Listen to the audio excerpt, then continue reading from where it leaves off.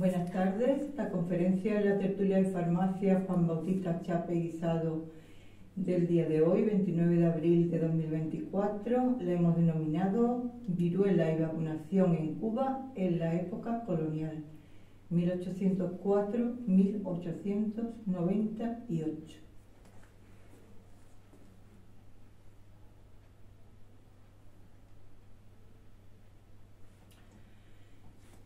La viruela fue un gran problema sanitario. A partir del siglo XVIII, el aumento de la virulencia de la enfermedad variciosa supuso una preocupación sanitaria de primer orden, es decir, se transformó en una auténtica enfermedad social en todo el continente europeo y en el americano. Su presencia fue ininterrumpida. Hasta entonces no fue la rareza de la virulencia, sino su presencia ininterrumpida lo que hizo que los epidemiólogos se desinteresaran de ella. Uno de los defensores de la inoculación, el médico irlandés afincado en España, Timoteo O'Scanlan, escribía en 1792, refiriéndose a las viruelas, que eran una guadaña venenosa. Este médico militar fue encargado de evaluar la gravedad de la epidemia y de estudiar las medidas necesarias, considerando la inoculación como medida profiláctica. Aquí vemos una carta consultatoria al doctor Timoteo O'Scanlan. Y aquí su firma. Esa carta se denominó Ensayo apologético de la inoculación de Timoteo O'Scanlan.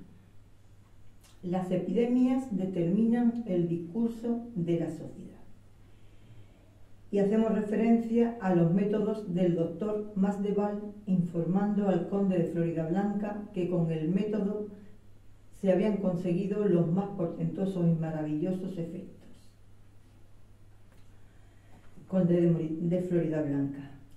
José Masdeval nació en Figueras, en Gerona, en la primera mitad del siglo XVIII y estudió medicina, como era normal en aquella época para los catalanes, en la Universidad de Cervera, pero amplió sus conocimientos en la Universidad de Montpellier. Llegó a ser médico de cámara de Carlos III y Carlos IV. Fue el inspector de epidemias de Cataluña, presidente de la Academia de Medicina de Cartagena, socio del Real Colegio de Médicos y Cirujanos de Zaragoza y de las Reales Sociedades de París y de Sevilla. Aquí tenemos una pintura de Masdeval que grabó Manuel Navarro. Tenemos noticias de los territorios coloniales, aunque son algo inciertas. Carlos III dispuso que el mencionado médico fuera a Cartagena, donde se sufría una situación similar, publicándose en la Gaceta de Madrid. La viruela se consideró una enfermedad exótica.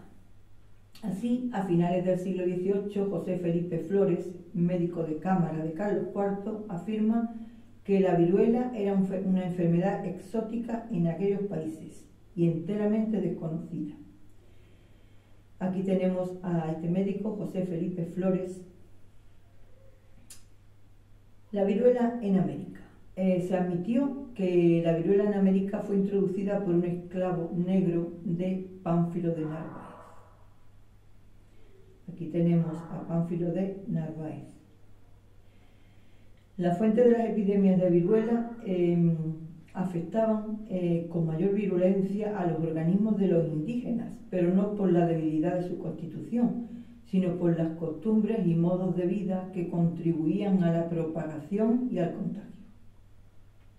Humboldt, el conde Humboldt, hace una notable observación acerca de los ciclos epidémicos de la viruela y lo publicó en un tratado, Viaje a las regiones equinociales del nuevo continente, y lo Lo hizo en el periodo comprendido entre 1799 y 1804. En 1766, la población de Caracas y del valle de esta ciudad había sufrido inmensamente una cruel epidemia de viruelas. Aquí tenemos un retrato de Alexander von Humboldt. En toda América, la zona más castigada por las viruelas era el Caribe y sobre todo la isla de Cuba.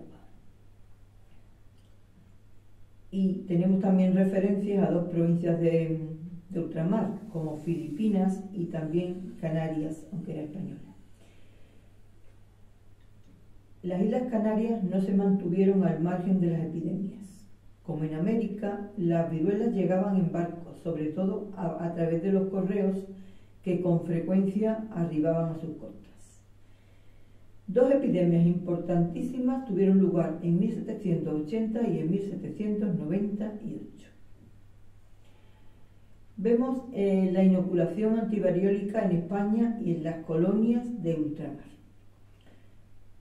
La polémica de la inoculación y su introducción en España durante la segunda mitad del siglo XVIII se consideró una faceta del proceso de renovación de la España de Carlos III. Tenemos aquí un tratado de la Condamine que se denominó Método de inoculación de las viruelas, que refiere Mr. de la Condamine en su célebre memoria sobre dicha inoculación, y fue leída en la Asamblea Pública de la Academia Real de las Ciencias de París el 24 de abril de 1754. Fue traducida del francés al castellano por Manuel González de Batres. Esta obra de la Condamine marcó en Europa una nueva época en la apología de la inoculación. Aquí tenemos a Gaspar Casal Julián, que tuvo una gran influencia en la inoculación, y el médico Andrés Piquer, también de la época. Había motivos de tipo religioso para prohibir y censurar el libro, basado sobre todo en alusiones del texto castellano al problema de la confesión reformada. Por supuesto, hubo defensores de la inoculación. Figuras decisivas fueron Miguel Germán, que se había trasladado a Londres para aprender el método de la inoculación junto a Sutton, y dos irlandeses como O'Scanlan y Bartolomé O'Sullivan. La inoculación es la precursora de la vacuna moderna. Aquí tenemos una pintura de la inoculación. La variolización es una técnica que se aplicaba antes de la invención de la vacuna, y era una incisión de la piel y poníamos polvo de las costras de viruela. Se cerraba la incisión y se dejaba a la persona aislada hasta que la enfermedad le atacara de forma leve. Aquí tenemos una imagen más representativa. Y la portada del juicio o dictamen de la inoculación de Vicente Ferrer. Los médicos vascos como Luzuriaga y también el catalán Salvà y Campillo fueron defensores de la clínica de la valorización. Aquí tenemos a Ignacio María Ruiz de Luzuriaga y a Francisco Salvà y Campillo. Se encuentra el retrato en la Real Academia de Medicina de Cataluña, que fue primeramente el Colegio de Cirugía de la Armada de Cataluña.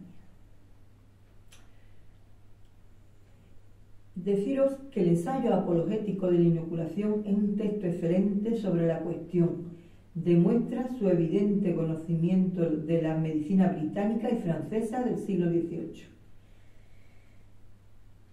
podemos visualizar la presencia en el archivo de Campomanes de una gran cantidad de papeles de la inoculación, con lo cual podemos decir que es necesario afirmar que había simpatías del gremio político por los médicos defensores de la inoculación. Aquí tenemos a Campomanes y Pérez Sorriba, primer conde de Campomanes. Si visualizamos el extracto del papel sobre la inoculación, podemos decir que desde el cargo de gobernador del Consejo de Castilla, que publicó el barón Tomás Disdal, consejero de Estado y primer médico de la emperatriz de Rusia, este manuscrito fue propiedad del conde de Campomanes en la segunda mitad del siglo. Este es el barón Disdal.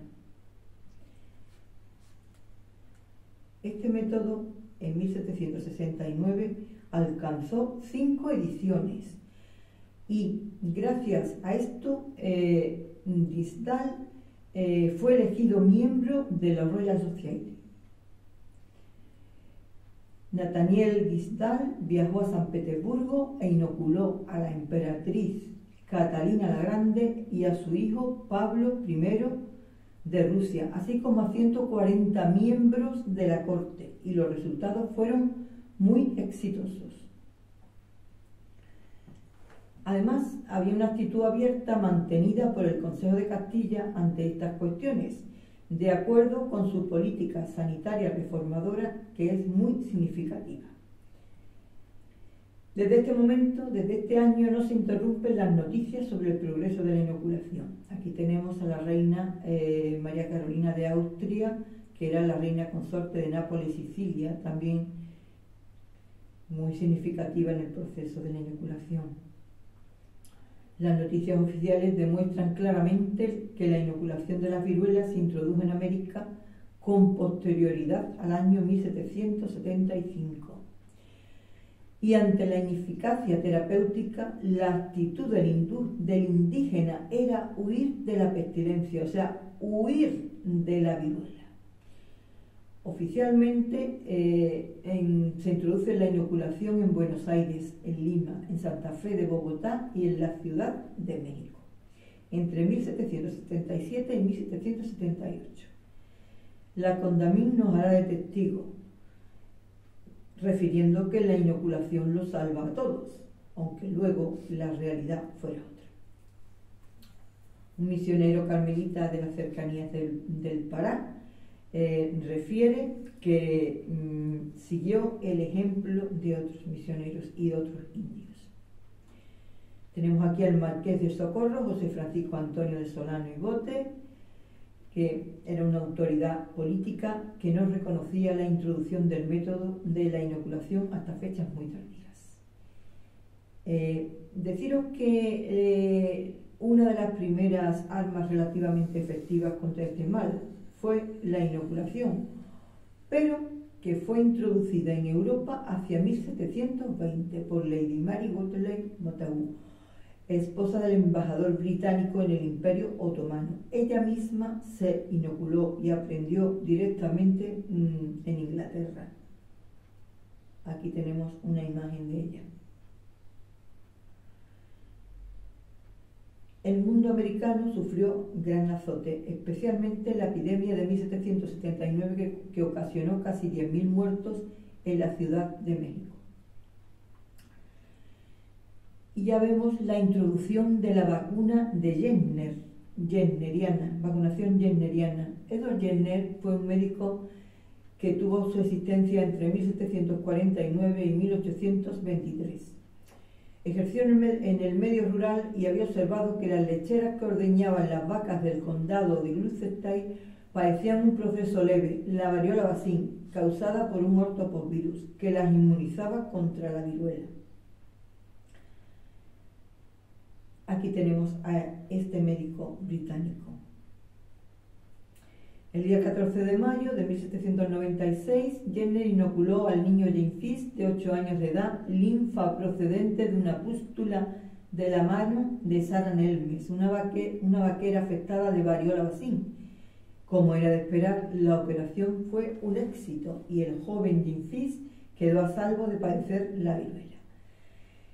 Bueno, aquí tenemos el condado donde ejercía Jenner y el origen de la vacín, de la viruela. Él todas sus experiencias las sintetizó en el compendio de la vacín o vacuna. Aquí tenemos a un niño vacunado según el método de Jenner y la progresión de las pústulas de la vacuna. Vemos un grabado de Fonseca en la obra de Pedro Hernández titulada Origen y descubrimiento de la vacín. Se conserva en Madrid en la Biblioteca Nacional y data de 1802. El primer foco vacunador en España de la vacuna jenneriana tuvo lugar en 1800 en Puigcerdá. Lo hizo el médico Francesc Piligüen, que era originario de allí, de Puigcerdá. Desde aquí, desde Barcelona, la práctica vacunal se extendió rápidamente por Cataluña. El segundo foco vacunador fue en Madrid. En Aranjuez y Madrid se formó un segundo gran foco vacunador. Jugó un papel de gran importancia la Academia de Medicina de Madrid, además del ya mencionado Ruiz de Luzuriaga, médico de la Real Familia y el cirujano Tomás Bueno. El tercer foco vacunador tuvo lugar en el País Vasco y Navarra. Los médicos más significativos fueron Salvador Bonor, José Antonio de Irizar y Vicente Luet, además de Diego de Bances y Vicente Martínez en Navarra. La técnica se amplió rápidamente por la geografía española, pero había un gran temor ante un posible desabastecimiento de linfa. Temían que la linfa que procedía de París o se acabara, no llegara en su momento.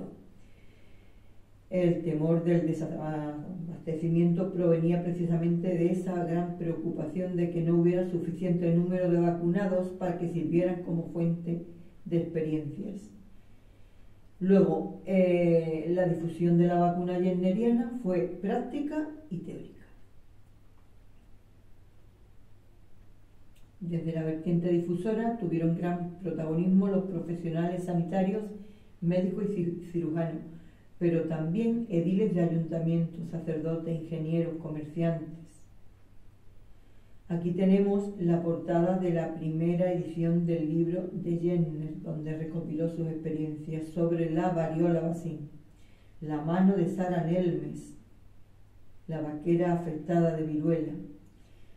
Y también tenemos aquí la representación de pústulas de viruela en su desarrollo y tamaño a lo largo de los días después de la vacunación. Durante el primer quinquenio de difusión vacunal de nuestro país se editaron casi 50 textos. Pedro Hernández escribió un texto que fue de los más extendidos y acompañó este escrito Fonseca con sus grabados.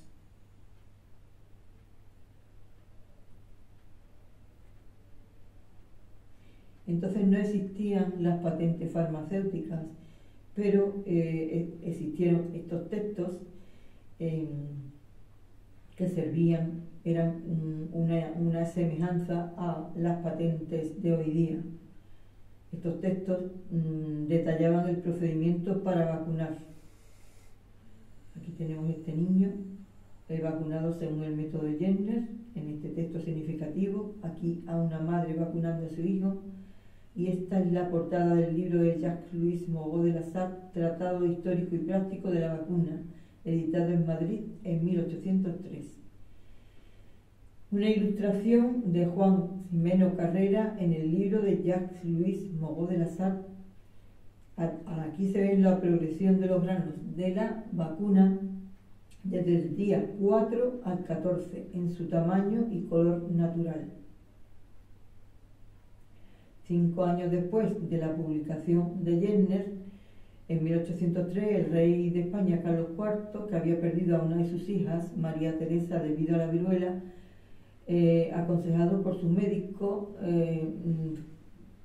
Francisco Xavier de Balmis mandó organizar una expedición para extender la vacuna a los dominios de ultramar, América y Filipinas. Fue la primera expedición sanitaria internacional de la historia.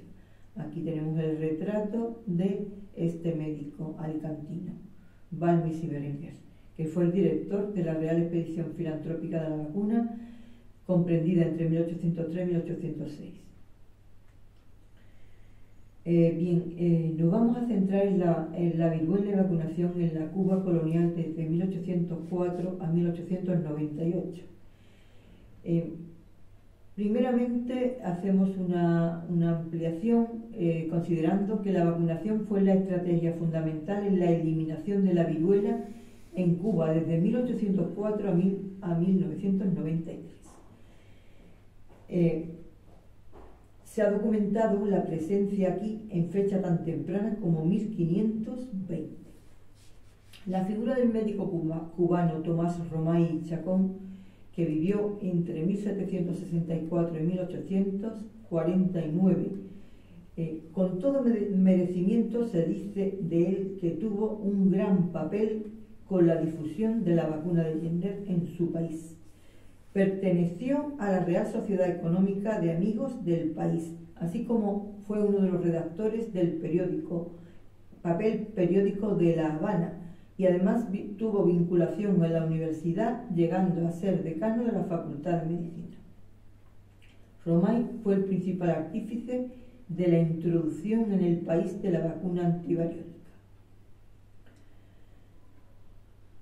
Fue un gran difusor de la vacuna antes de la llegada a las costas cubanas de la Real Expedición Filantrópica de la Vacuna, comandada por Balmis, que tenía la función de propagar el preservativo en los dominios españoles. El 27 de marzo de 1804, Balmis arribó a La Habana con su expedición. Aquí estuvo hasta el 18 de junio del mismo año. Dentro del itinerario de la expedición conocemos que el 27 de marzo arribó a La Habana y aquí estuvo hasta junio del mismo año, que se dirigió a Yucatán. La influencia de Romay en España.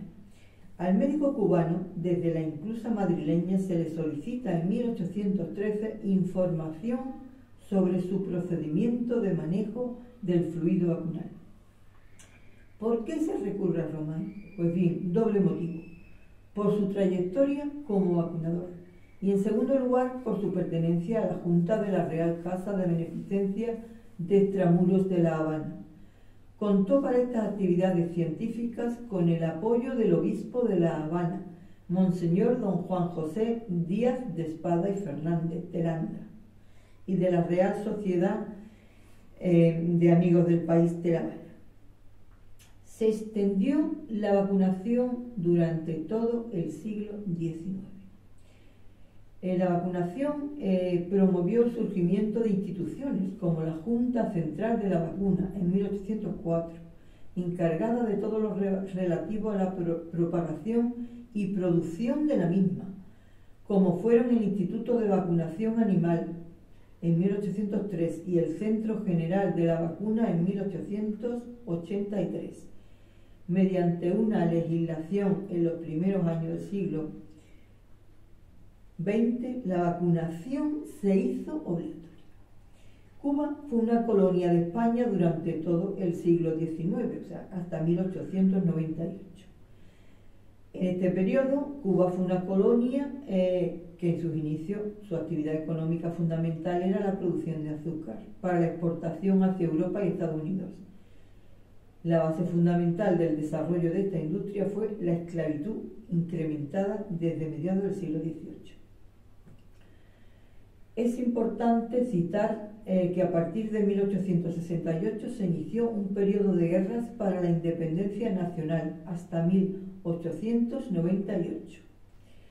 Estas guerras fueron la Guerra de los 10 años. Tuvo lugar entre 1868 y 1878. Luego la Guerra Chiquita en 1871.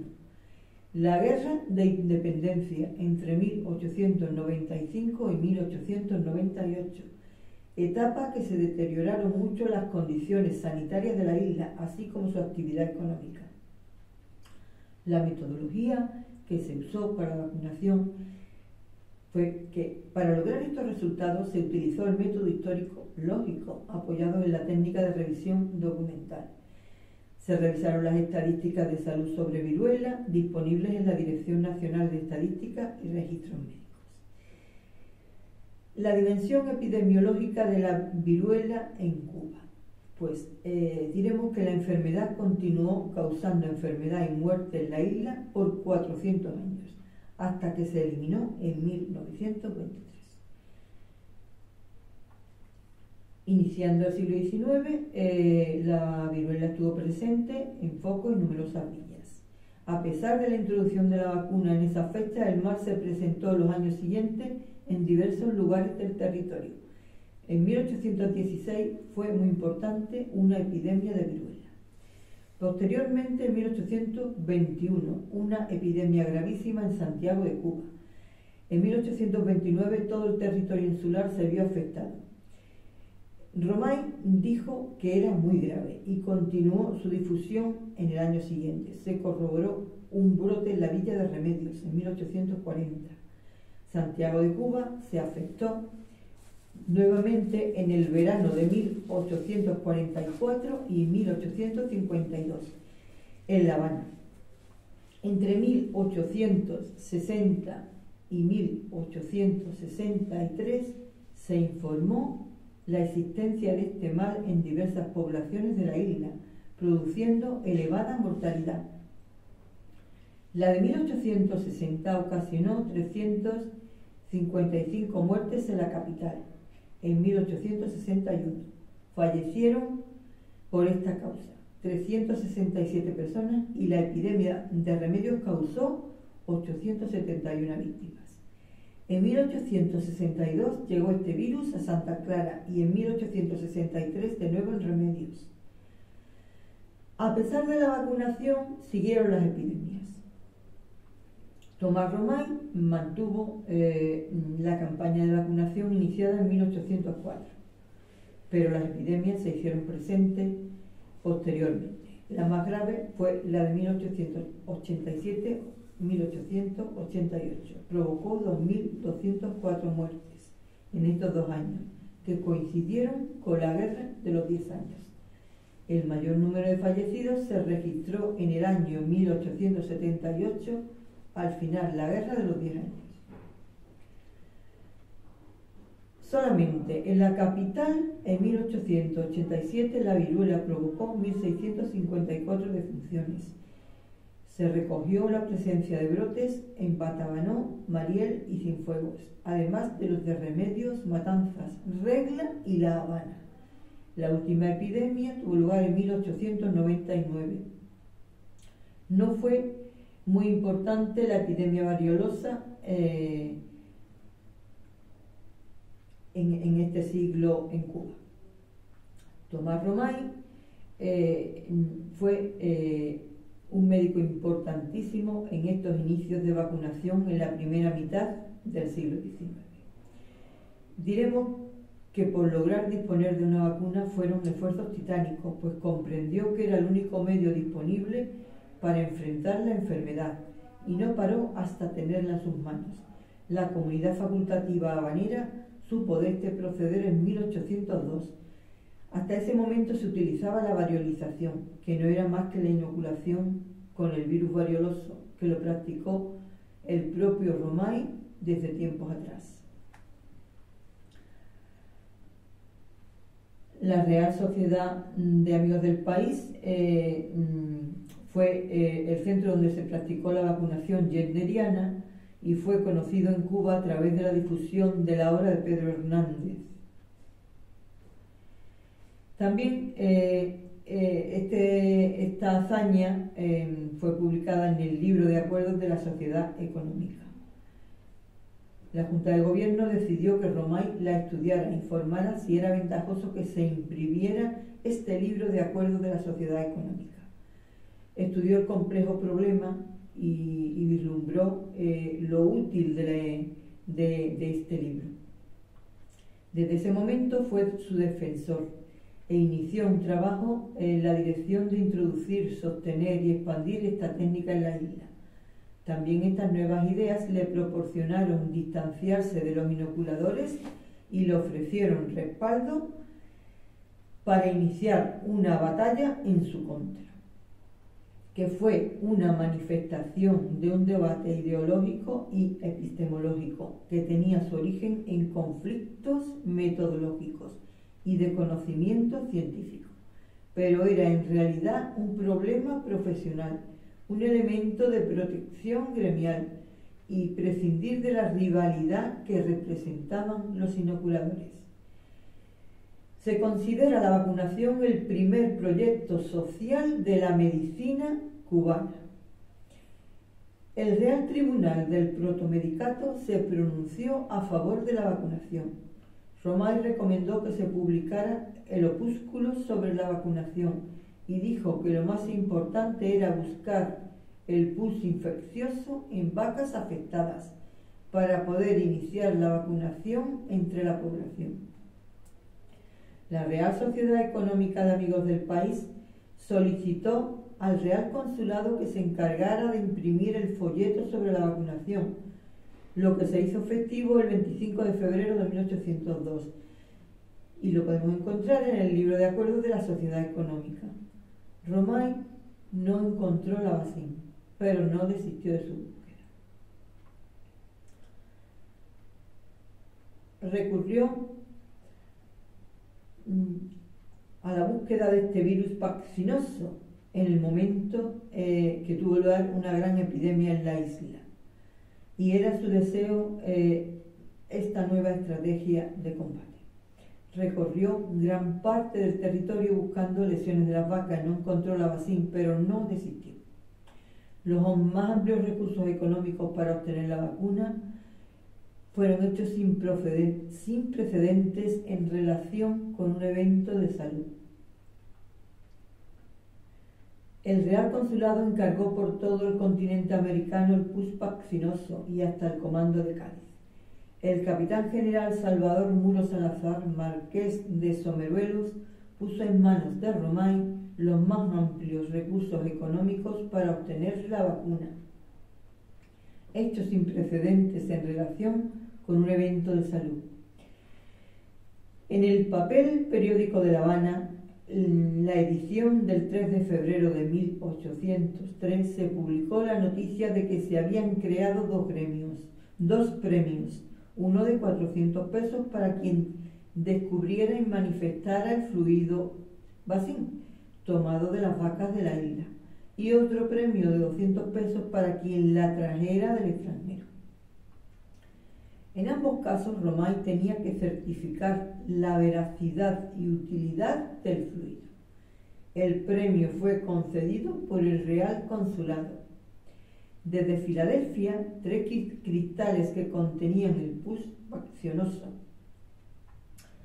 Don Felipe Facio transportó desde Filadelfia 3 cristales que contenían el pus vaccinoso, colectado en Filadelfia el 22 de enero y el 7 de febrero. El 22 de marzo, a su vez, se los entregó a Romay. Este preparó rápidamente la primera aplicación del proceder y fueron sus propios hijos los escogidos. La vacuna no prendió. Sin embargo, los doctores Cózar y Martínez utilizaron el mismo pus vaccinoso con éxito en un niño de La Habana. En la primera quincena de febrero de 1804, Romay inició la vacunación en Cuba. El día 10 llegó a la capital la señora María Luisa Bustamante, procedente de Aguadillas, Puerto Rico, de donde salió unos días antes y vacunó la víspera a su hijo de 10 años y vacunó a 2 sirvientas de 6 y 8 años también. De ella obtuvo la ayuda necesaria y preciado fluido, pues permitió que Romay lo tomara de las lesiones de sus acompañantes y así vacunó a su propia familia. Cuando la expedición de Balmis arribó a la isla, ya había iniciado la propagación de la vacuna Tomás Romay. Para evidenciar el trabajo, fueron evaluadas y ratificaron.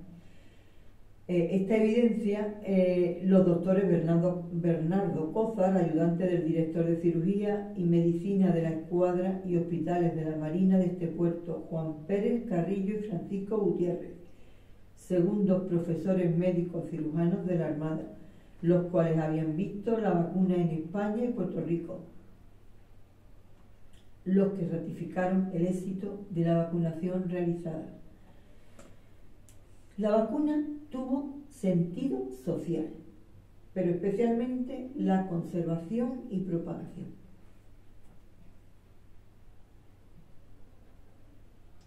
Romay fue el primero y único que se trazó y llevó a cabo un plan de naturaleza importante y envergadura. En la vacuna no se puede hablar de modo aislado de introducción, porque no tiene sentido social, sino va unido a la conservación y propagación. Esta estrategia se debió a Romay con el apoyo oficial. Medidas para conservar la vacuna. Romay le explicó al capitán general la necesidad y urgencia de tomar medidas para conservar la vacuna, pues se corría el riesgo de su pérdida. En una carta le propuso un plan de 10 aspectos a desarrollar para lograrlo. Fue una anticipación del proyecto propuesto posteriormente por Balmis de la creación de la Junta Central de Vacunas. La Real Expedición de la Vacuna, dirigida por Balmis, llegó a Cuba el 26 de mayo de 1804 y encontró que desde febrero se propagaba la vacuna en la isla. Él estuvo en La Habana 20 días y residió en la calle Obra Pía número 162, donde realizó cientos de inoculaciones en este poco tiempo. Es preciso destacar el ambiente favorable que ya existía en la ciudad en relación con la prevención de la viruela por esta técnica. Para perpetuar la vacuna, Balmis determinó inocular algunas veces con el virus, porque presumía que al comunicársela a estos animales se haría la enfermedad epidémica entre ellos. Para esta tarea solicitó la ayuda de Romay. Balmis presentó un plan científico y económico para establecer una junta que conservase inalterable el fluido vacuno. Asimismo, recomendó al gobierno que hasta se resolviese sobre ello era Romay el más indicado para que se le confiara como un depósito el más precioso e importante, la conservación del virus vacuno en esta ciudad. La Junta Central de la Vacuna tuvo su existencia entre 1804 y 1849. Esta Junta inició las acciones de higiene pública y la primera medida general de carácter sanitario en la isla fue la vacunación.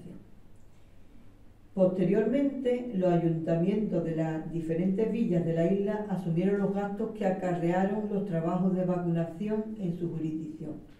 En algunas oportunidades, el ayuntamiento habanero fue moroso con el pago de los adeudos, pero su secretario facultativo envió una misiva a la presidencia de la Real Sociedad Económica de Amigos del País, donde recordó los acuerdos existentes y los compromisos contraídos por los ayuntamientos de manera espontánea para mantener el trabajo de conservación y propagación de la vacuna. La Junta Central de la Vacuna funcionó hasta 1849.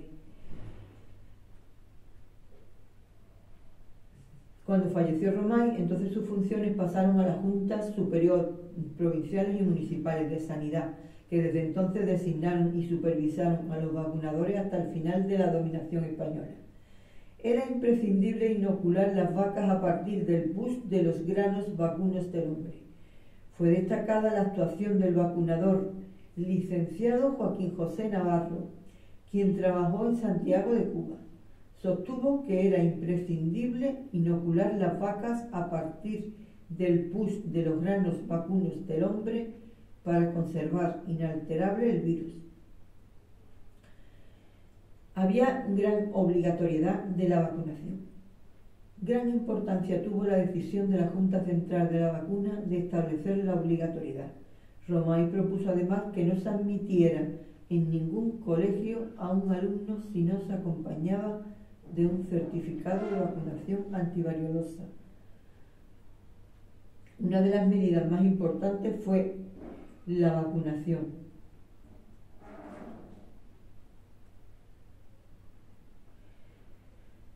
En 1871 apareció la revista El Propagador de la Vacuna, editada por el doctor Vicente Luis Ferrer, y estaba concebida para publicar noticias y artículos que reflejaran la realidad sobre la vacunación antivariólica y dotara a los estudiantes de medicina, a los galenos y a la población en general con sólidos conocimientos sobre el tema. Incluiría información sobre la legislación existente alrededor de la vacuna, así como las noticias y adelantos del instituto que él dirigía. Este primer número lo dirigió a los hacendados e incluye un artículo sobre el estado de vacunación en los campos cubanos. Se designó una comisión para que redactara una cartilla para la población sobre la vacunación antivariolosa el 27 de febrero de 1898.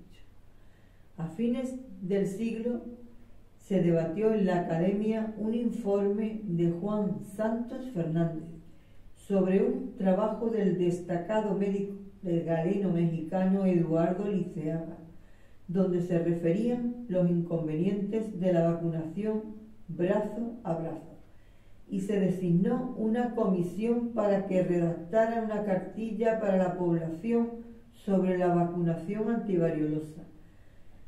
A pesar de todos estos esfuerzos realizados, la vacunación no llegaba a toda la población, al menos de manera efectiva, con revacunaciones. Las revacunaciones eran la única forma de mantener la inmunización de la viruela. Y nada más, muchas gracias. Hasta aquí hemos llegado con la conferencia de hoy en la tertulia Juan Bautista Chapeinzano. Muchísimas gracias y buenas tardes.